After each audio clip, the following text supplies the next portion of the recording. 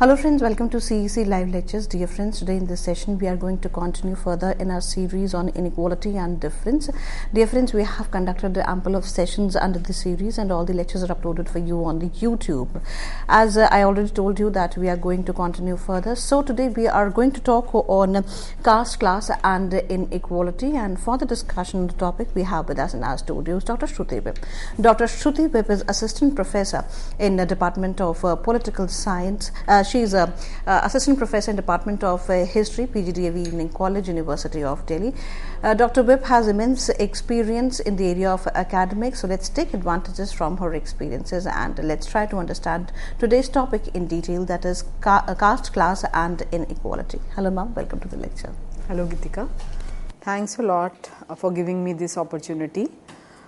So friends, as we were discussing in the last lecture, the issue of inequality and difference must undertake different categories which play a very important role in bringing about stratification in society.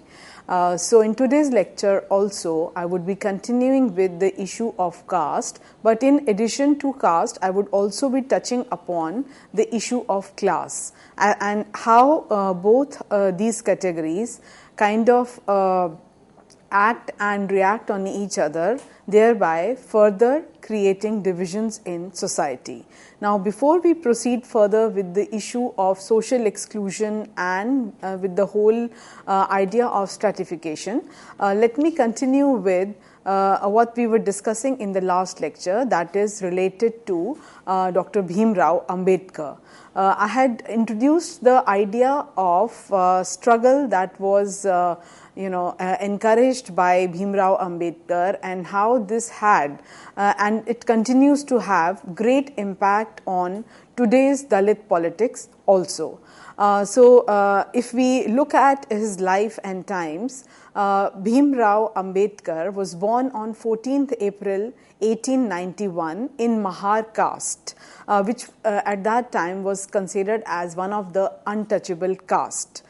So therefore, he kind of lived a life of seclusion, and this created many difficulties in Ambedkar's life, both as a student and as an individual as he was growing up. But with the help of a scholarship from Sayaji Rao Gaikwad, Maharaja of Baroda, he attended Columbia University, USA, and later on studied at London School of Economics. But it should be made clear right at the onset that these scholarships and philanthropic activities had very little role to play, because it was basically his own inbuilt energy and drive to get educated and to deal with the issue of inequality upfront that inspired him to reach to the caliber and level that he ultimately reached. In England, he attained a doctorate and also became a barrister, which again was a great achievement for those times and particularly for the kind of background from which he had come. On returning to India, however, he did not prefer leading a comfortable life. Rather, he championed the cause of the poor and the downtrodden and soon became an inspiration for all and one. He undertook the task of upliftment of the untouchable community, and this became his endeavor till he breathed his last. He became very popular among the downtrodden and soon became their supreme leader, a position that has not been taken by any leader so far. To mobilize his followers, he established various organizations such as the Bahishkrit Hitkarni Sabha, Independent Labour Party, and later All India Scheduled Caste Federation. He led a number of temple entry satyagrahas, organized the untouchables, established many educational institutions and propagated his views from a number of newspapers which he had started or for which he was writing, like the Mook Nayak, Bahishkrit Bharat and Janata. These were some very important instrumental path-breaking newspapers in which a number of writings that were penned by Ambedkar used to regularly appear. He also participated in the Round Table Conference in order to protect the interests of the untouchables, and he refused to be part of the political stalemate that was going on after 1930s, when there was no resolution that was coming forth between Gandhi and the British political powerhouses. And in fact, he decided to participate in this roundtable conference in order to highlight the specific grievances that the untouchables had. He became the chairman of the drafting committee of the Constituent Assembly, which again was a great achievement and played a very important role in framing the Indian Constitution. He was also the Law Minister of India up to 1951. So the present shape and the soul of Constitution of India owes a lot to this one great founding member of the Constituent Assembly. In 1956, he adopted Buddhism and appealed to his followers also to do so, because he had very little hope left in the religion that he was already following, because he found it to be too much dogmatic and stereotypical, and he felt that the removal of untouchability and the spiritual upliftment of the downtrodden was not possible within the realm of the traditional religious thought and practice. Ambedkar, however, was not only a political leader, but also a social reformer and also a scholar and thinker in his own right, who wrote extensively on various socio-political, moral, cultural issues also, and also the political issues. Some of the very important writings of Ambedkar that one must mention, and all of us, not only the students of social science, but all the citizens of India must go through these books, are Annihilation of Castes. Another important work was Who Were the Shudras, and another work, The Untouchables, and then Buddha and his Dharma. These were some of his important writings. However, there were a number of other articles, writings, publications to his credit, which are also quite interesting. His thinking was based on a deep faith in the goals of equity and liberty. Liberalism and the philosophy of John Dewey greatly inspired him. So here we have a man who was not only inspired by the idea of equality and liberty, but because he was so well read and he was aware of the contemporary trends that were there, the philosophies that were current in those times. So he kind of tried to imbibe those values and traditions also when he became active in Indian politics. So here one can mention a famous philosopher of those times who is still relevant, that is John Dewey. He was an American educationist who was of the opinion that merely by giving voting rights to everyone, a country does not become equal, or it does not ensure equality for all or an end to exclusion.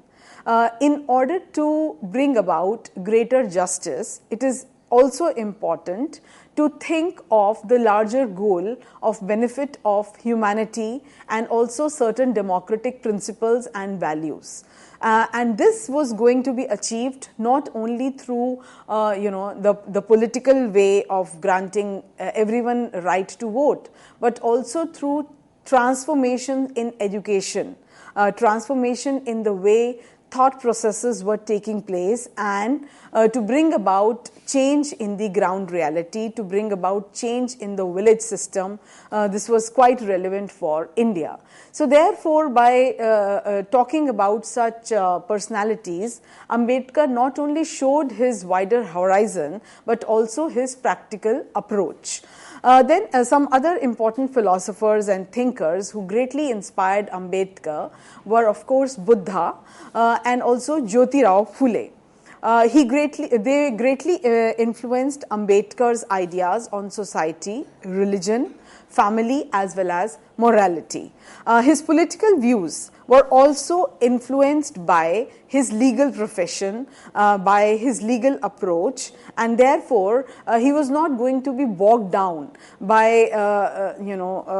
mute references to culture or history or the values of the past traditions, because he was the man of rationality, rational thinking, logical reasoning, and legal course of action. Ambedkar's personal suffering, his scholarship, and his constant attention to the problem of bringing about equality for the downtrodden, untouchable community forms the basis of his thinkings as well as the basis for his political struggle.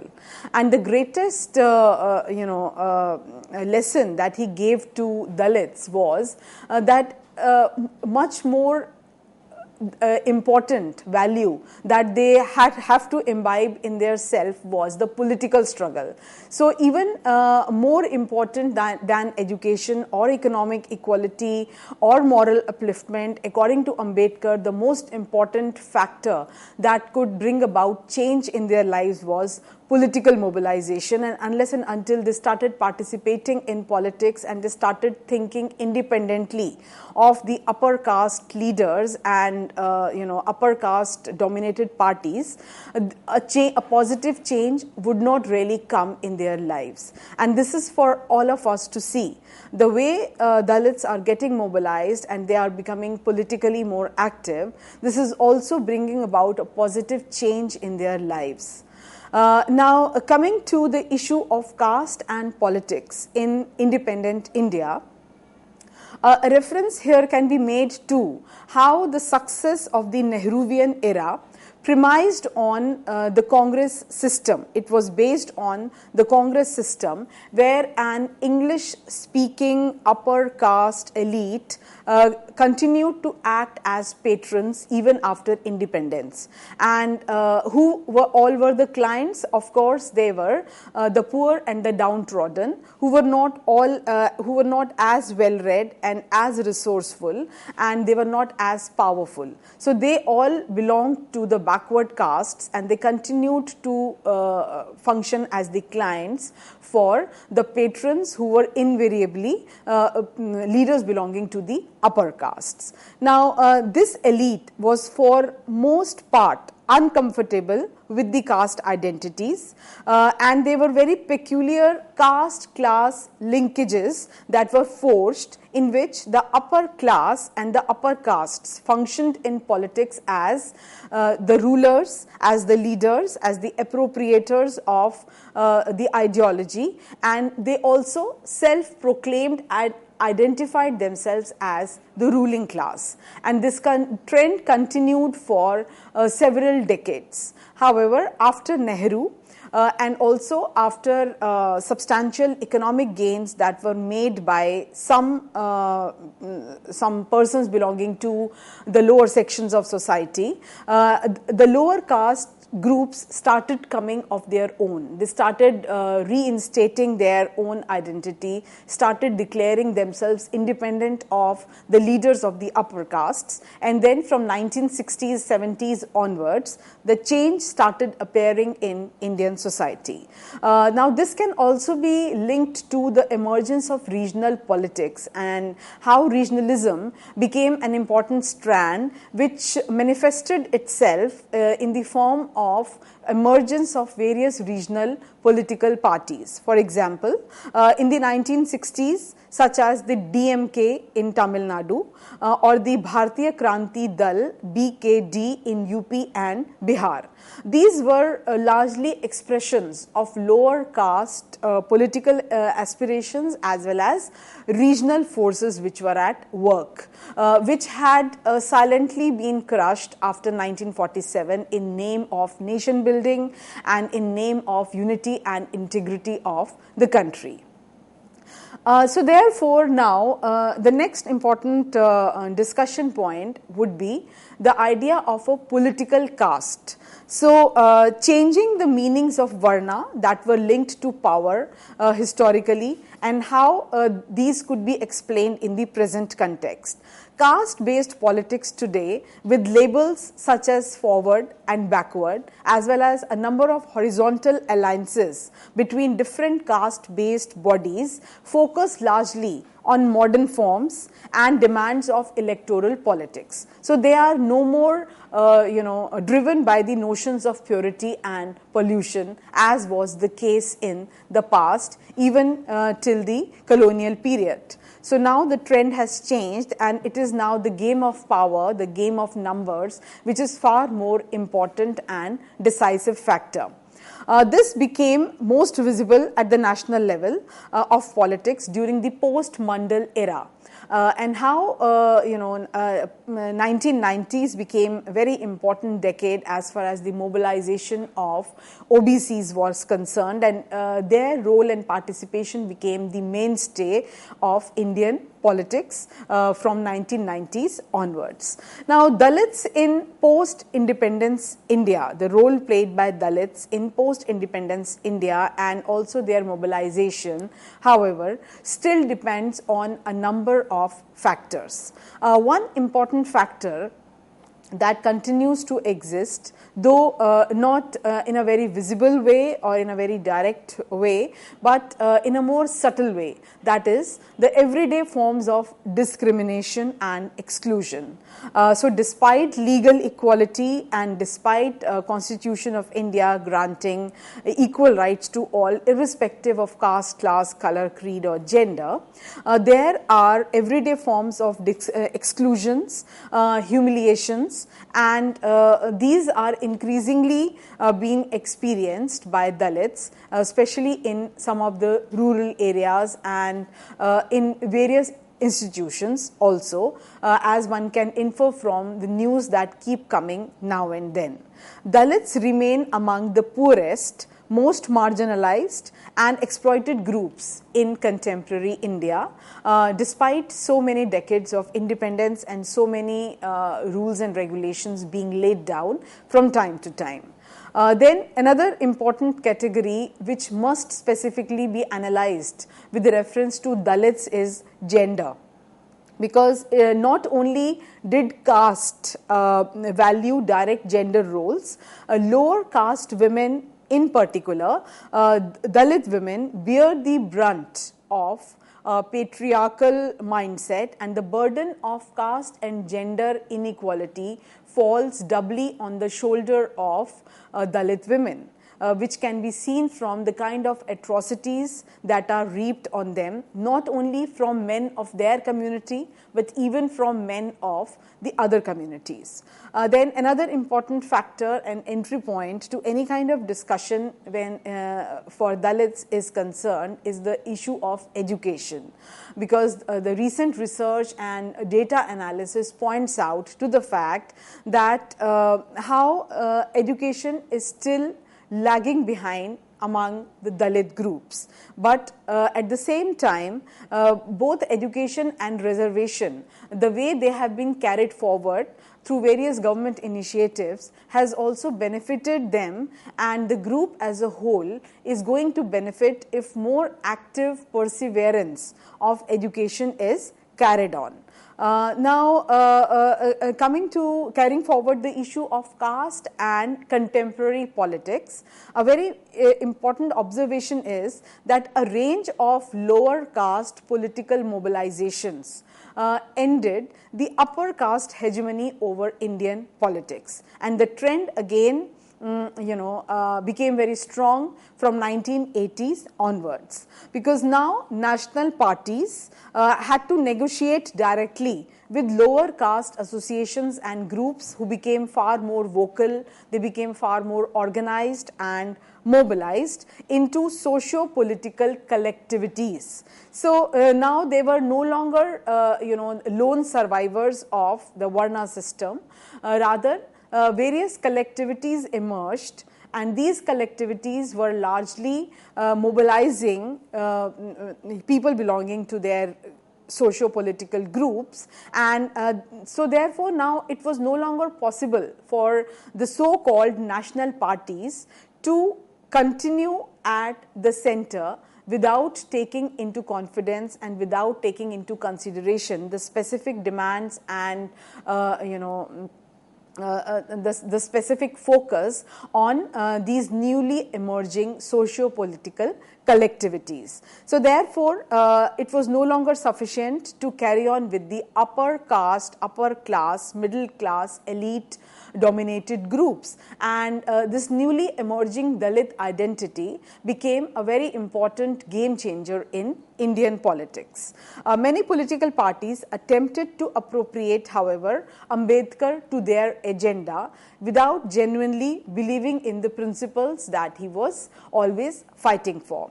Although OBC and Dalit castes constitute the majority of the country's population, structural hierarchical relations prevent the sort of unity hoped for by Dalit leaders. So therefore, again there was a wedge between the OBC and the Dalit parties, and of course the benefit of this wedge was reaped by the parties that were largely championing the cause of the upper caste class combined.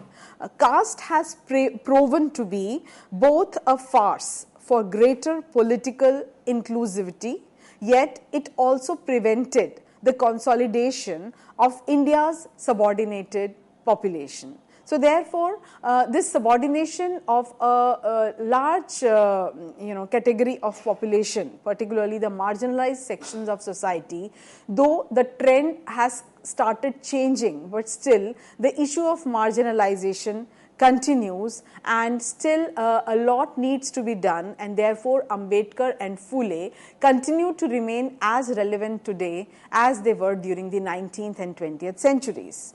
Now, coming to the issue of how caste can be reconsidered, how one can look back and kind of question the way caste system has progressed. So one can really make a statement here that the caste system was not an unchanging form. Far from an unchanging form, the history of caste is one of constant change and evolution. So there have been a number of changes from time to time, and as different historical periods have progressed, and as there has been an epochal change in the history of civilization, so has there been some kind of change in the way caste system was perceived. So therefore, if I try to sum up this change, one can say that how the caste changed from Varna to Jati, then from Vedas through Buddhism to the Dharam Shastras, then from colonial reflections to the formation of supra-local identities, a tendency which started in a big way from 20th century onwards, and then to the mobilization along caste lines to challenge elites in power, which is the present trend of the way caste is trying to reinforce itself and redesign and reinvent itself. So this last phase, that is mobilization along caste lines to challenge elites in power, this is a very interesting and an important phase, and this definitely holds promise for the future course of action and for more and more rights coming in the lap of Dalits. The history of caste, however, is a history of power and also a history of politics. So politics definitely cannot be done away with the issue of caste. The ideologies and practices related to caste have been used invariably to suppress, to impoverish, to marginalize and to dehumanize. And what lies at the end of all these verbs, that is to dehumanize, to deculturize, to marginalize, the end result is of course the game of power, to gain more and more power over a particular set of community. At the same time, history also shows how caste can and has been used to challenge the status quo, and it has greatly been done and achieved in post-independence political scenario as well, and the trend is still continuing. It is not as if ultimate goal has been achieved. The way political parties are mobilizing themselves on the issue of caste, and the way the Dalit political parties are no longer going to accept the superiority and suzerainty of the upper caste leadership, holds some very interesting changes that might appear in Indian political scene. Now, a question that arises here is that why there is so much of politicization in name of caste, and what has been the overall agenda behind this politicization.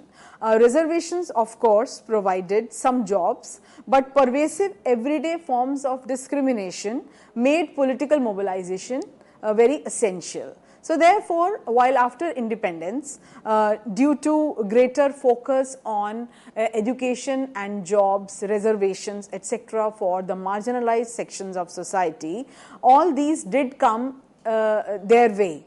But then one thing that kept them subjugated and that continued the humiliation of the marginalized sections was the everyday pervasive forms of discrimination, which are still prevalent due to existence of a number of taboos, due to the notion of purity and pollution, which still continue to have a pervasive overall influence on the way culture is perceived and performed. So therefore, it was but natural for the marginalized groups to come of their own and to start demanding not only jobs or education for themselves, but also more cultural space, and also an identity which had equal respectability, which the upper castes were still not giving them.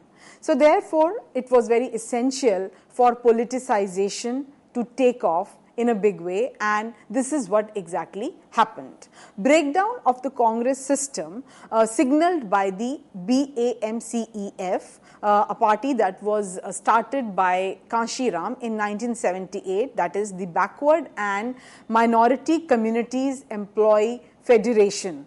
Soon it evolved into an organized effort to mobilize the Dalits and backward employees in government service. Now, this was again a great achievement, and access to a degree of economic power and social status resulted in the formation of another very important milestone, that is Bahujan Samaj Party in 1984, which has continued to play a very important and active role in Indian politics. Now, having discussed all these various issues, I shall now take a break and soon be back. Thank you.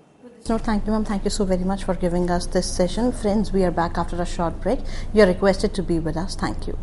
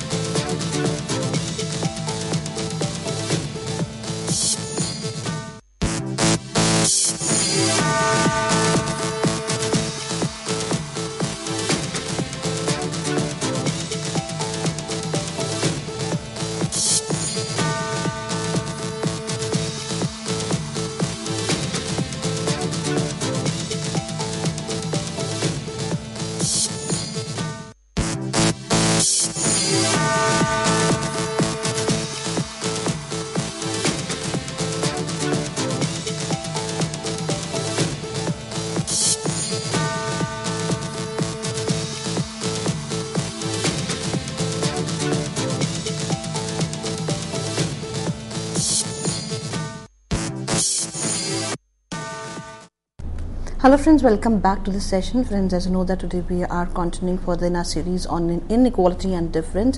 In this session, we are going to talk on class and social exclusion. And for the discussion on the topic, we have with us in our studio Dr. Shruti Vip. Dr. Shruti Vip is Assistant Professor in Department of History, PGDAV Evening College, University of Delhi. So let's welcome our guest, Dr. Vip, and let's try to understand the topic in detail, that is class and social exclusion. Hello ma'am, welcome to the lecture. Hello Geetika. Thanks a lot for giving me this opportunity.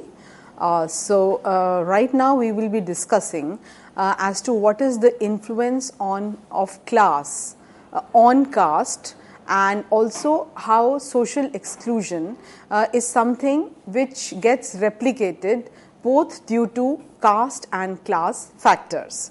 Now there has been already a discussion on as to how there has been a considerable overlap between caste and class.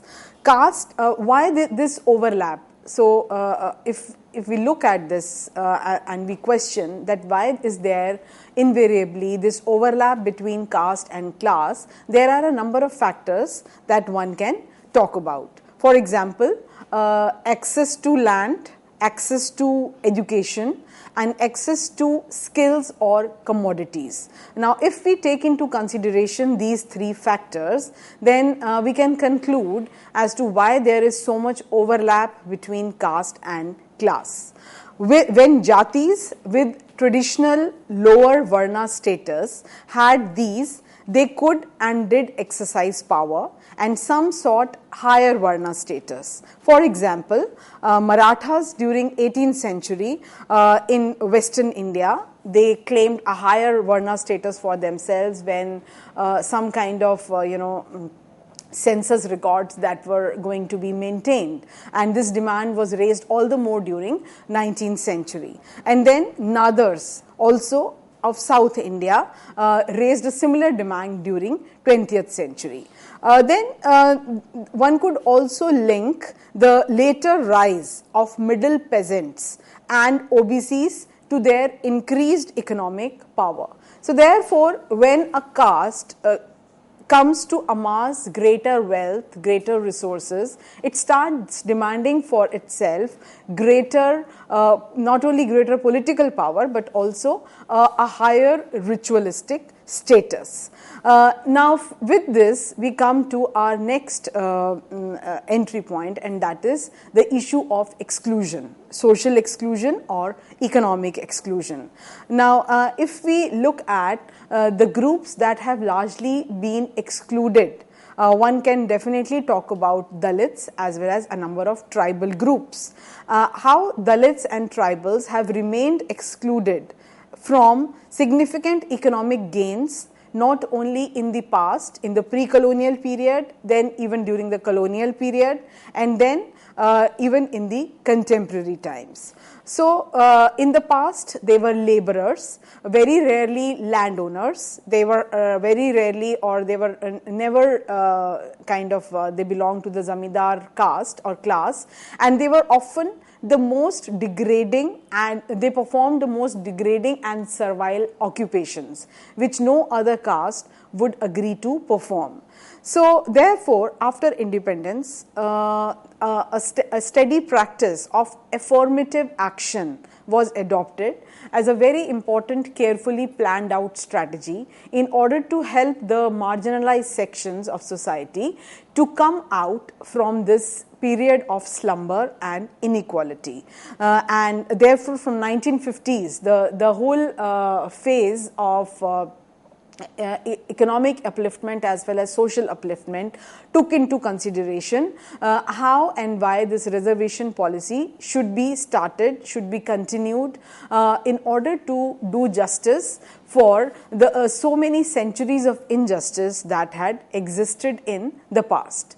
Now, here again a question that arises is that how far these affirmative actions, these reservation policies and whatever strategies that were being devised and various constitutional provisions that were provided, what have really they resulted in? So here one can raise the issue of rhetoric versus reality as to what was claimed and what is claimed and what in fact is the reality. Now this one can give some well-researched data as part of the discussion, and then the point would be proved on its own. So for example, most of the marginalized sections of society, whether you talk about Dalits or you talk about tribals, they are prone to going to substandard schools. So 90% of Dalit students come from government schools which lack even basic facilities. They lack even basic infrastructure facilities like drinking water, separate toilet facilities for boys and girls, proper classrooms, regular teachers, computers, libraries, etc., sanitation, etc. So in a situation where Dalits are exposed to substandard forms of education, how one can expect them to come at par with the students who are probably going to the private aided or unaided educational institutions, which are some of them are in fact some of the best standard, best rated starred schools of the country. So therefore, in the present times when the state is also withdrawing itself under threat of globalization and due to the cost cutting strategies and due to the new liberal policies that have been implemented from 1990s onwards, the state is gradually withdrawing itself from the education sector, and it is withdrawing its resources to provide free, universal and good quality education. Then what would be the state of such students is a very valid question that must be asked. This is especially the case in higher educational institutions, where there has been a mushrooming of private institutions which are no longer following the principle of affirmative action, and also the kind of fee structure that is prevalent in these educational institutions are far beyond the reach of the poor and the downtrodden. The trend towards privatization of education is only reinforcing the ongoing neglect and deterioration of government schools and colleges. And then another very important entry point to this whole issue of exclusion is illiteracy. Many decades after the constitutional mandate that provides special care and consideration for Dalits, illiteracy still persists, and in fact illiteracy plagues almost 2/3 of the Dalit students as compared to 1/2 of the general population.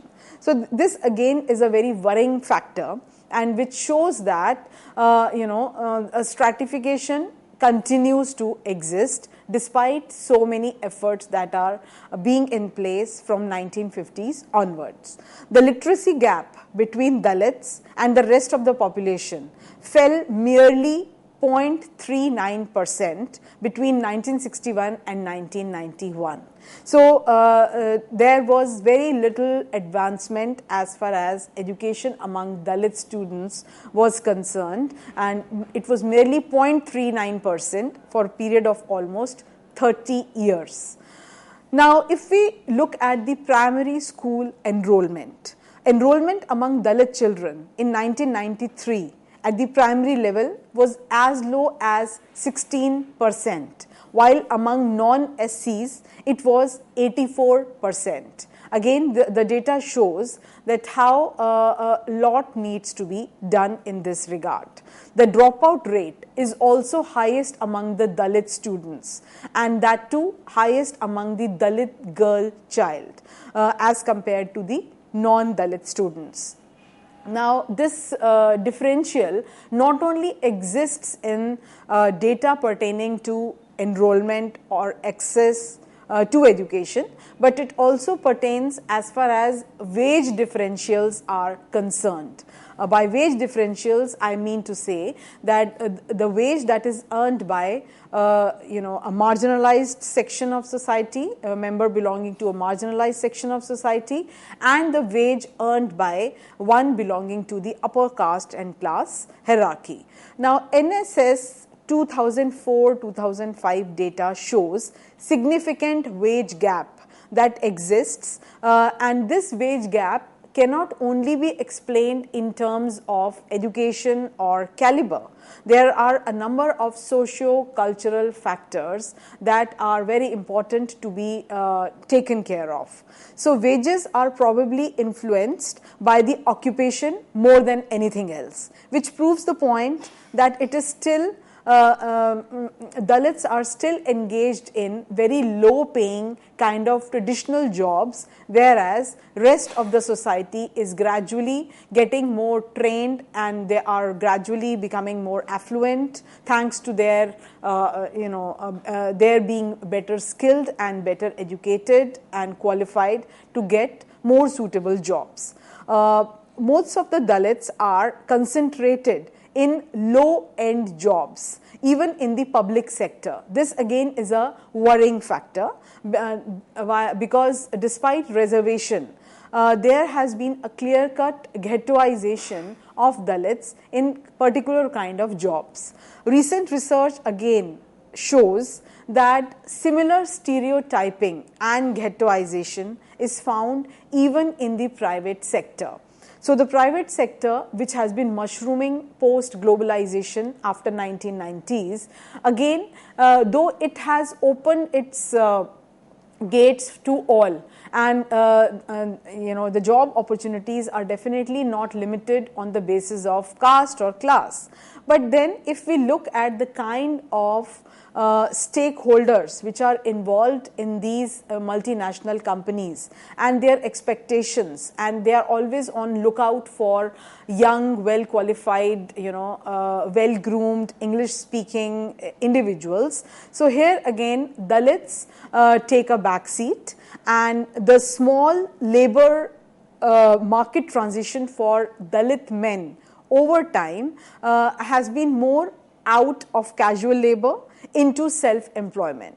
So even if they are more Dalit men are going in for self-employment, it is very particular kind of self-employment which has limited goals and aspirations and very few value addition in terms of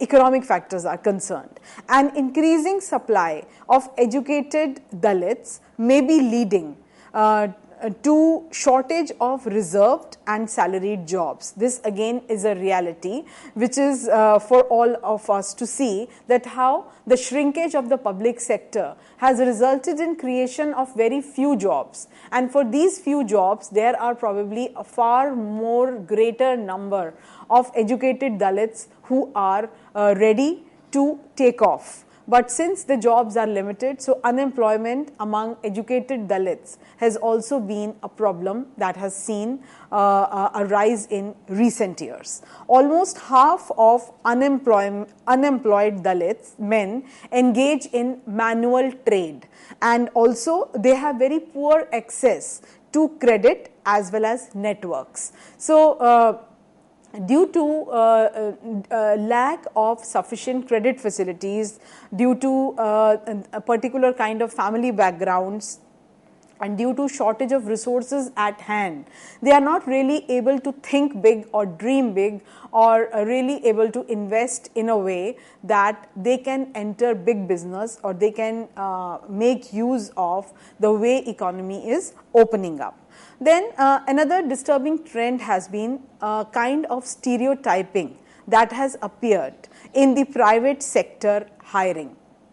So therefore, the private sector, which could have performed as an alternative space, which could have really helped in bridging the inequality by giving greater job access to the marginalized sections of society, has sadly again fallen short of this duty.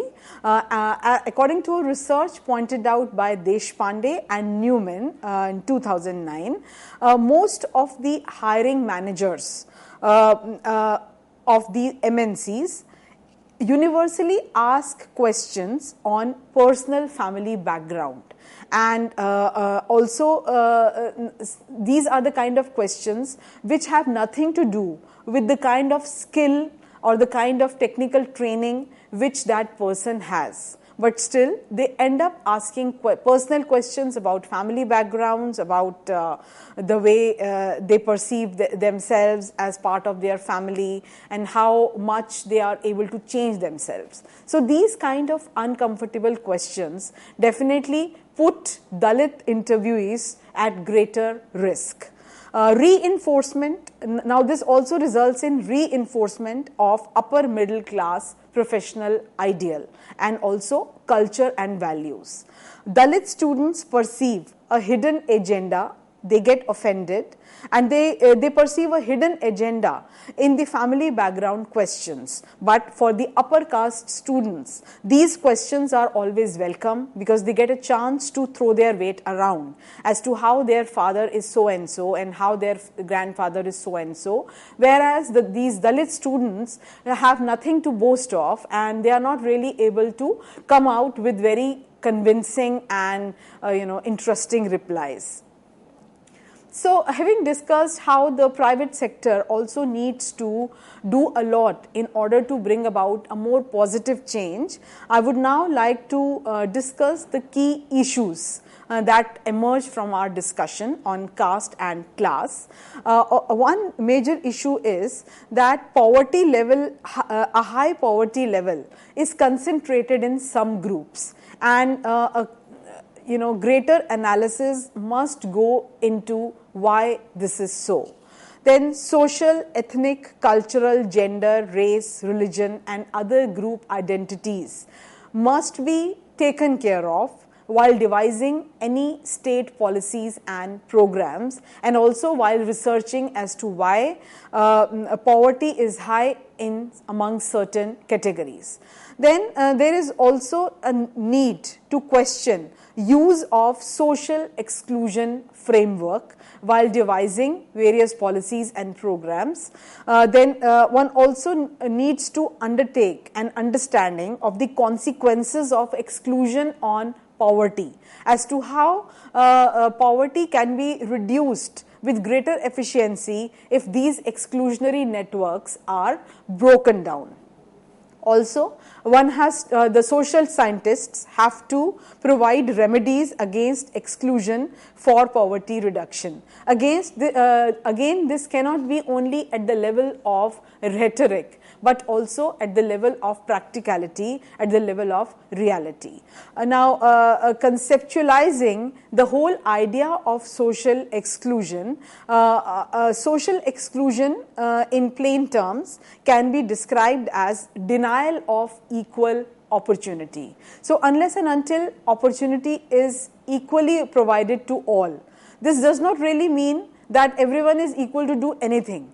The real beauty of the subject is that you provide opportunities also which are equal. So here what comes to my mind is that one must do away with the kind of discrepancies that are prevalent in our educational system and the kind of differences that exist in the private schooling and the government schooling, because most of the Dalits students are going to the government schools which are not really well equipped. So one cannot really say that we are providing equal opportunity to all, because if their base and their foundation is not strong enough, and if they are not really able to make use of the kind of opportunities that are available to upper class students who are going to schools in the urban areas which are well equipped to deal with the current demands of the time, then definitely the gap will continue to remain.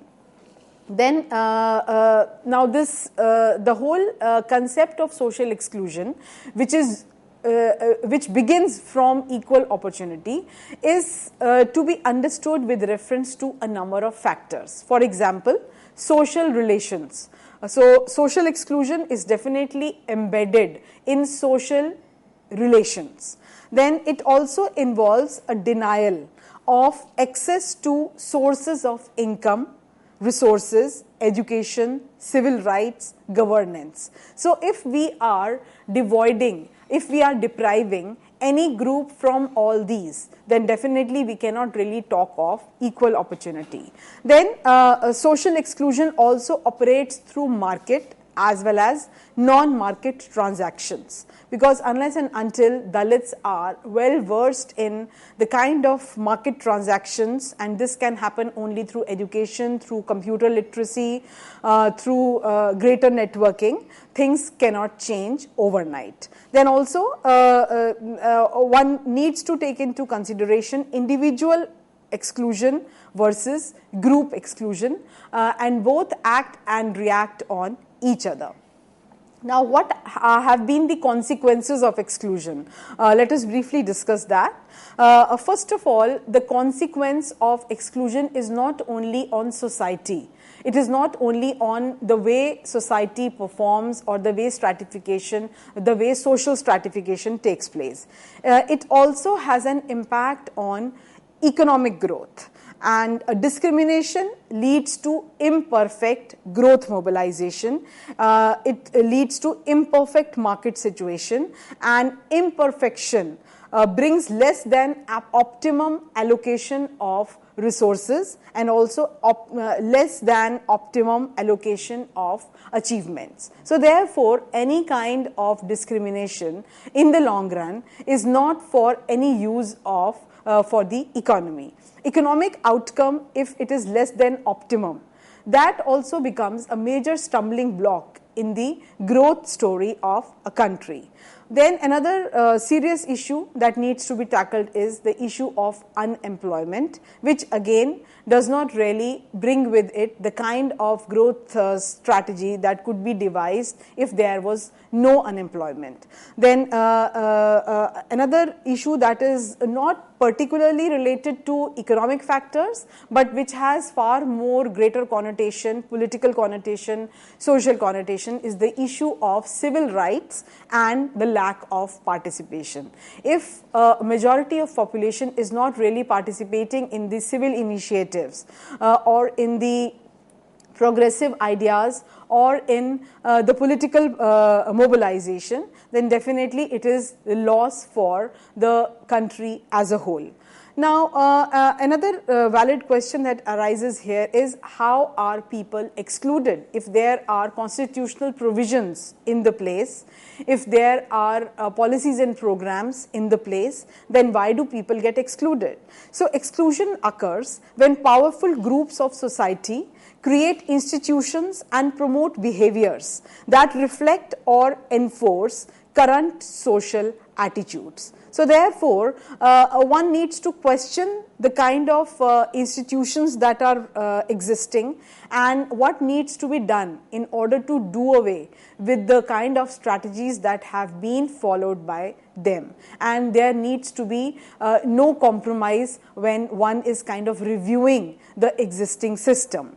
Thus, people who are different are left out. So therefore, the marginalized sections of society who might live differently, think differently, dress up differently, and have their own cultural norms, values, and traditions are invariably left out in this race of modernization, in this race of future growth that is being planned for the country. Now, exclusion also occurs when intentionally this is so desired, and sometimes it occurs when unintentionally things are planned in a way without taking into consideration the goals and the requirements of the marginalized sections of society. So therefore, it is very important to take into consideration people who are different, and this is here. Here the concept of diversity comes. So diversity must be there, it must be respected, it must be promoted, and in name of bringing about unity and integrity, this diversity must not be done away with. Now, another question that is quite valid here is that how does poverty connect to social exclusion? Because social exclusion as a term appears to be completely devoid of economic linkage, but this is not the fact. As we have seen, caste and class both operate on a same plane. Men, women and children who are excluded from society are also often excluded from participation in the economy or in politics. Therefore, they are more likely to be poor. So therefore, those who are excluded from politics, those who are excluded from a number of social institutions would also remain devoid of important resources, and so they would continue to remain deprived. Now, how does poverty connect to social exclusion? This is a fact that has already been discussed at length. But why social exclusion causes poverty? Because socially excluded groups don't have access to resources, to markets, to credit facilities, to public services in the same way as rest of the society has. So they are not really able to contribute in a big way to the overall functioning of economy. So just imagine if in a country like India, if there is no social exclusion and if all the marginalized groups are also contributing in a far more positive and active way, what would be the growth story of our country? So with this positive note, I would like to bring the discussion to an end. Thank you. Thank you, ma'am. Thank you so very much for giving us this session. Dear friends, you are requested to write to us at info.cec@nic.in if you have any questions or if you have any feedback for this particular lecture or the lectures which were conducted in past. Friends, we are going to upload this lecture on YouTube, and after watching the lecture, if you feel so that you want to say something, yes, write to us at the same ID. Today we are taking your leave with the note that we are going to meet very soon again and would be discussing more in the series. Till then, take care. Goodbye. Thank you, ma'am. Thank you once again.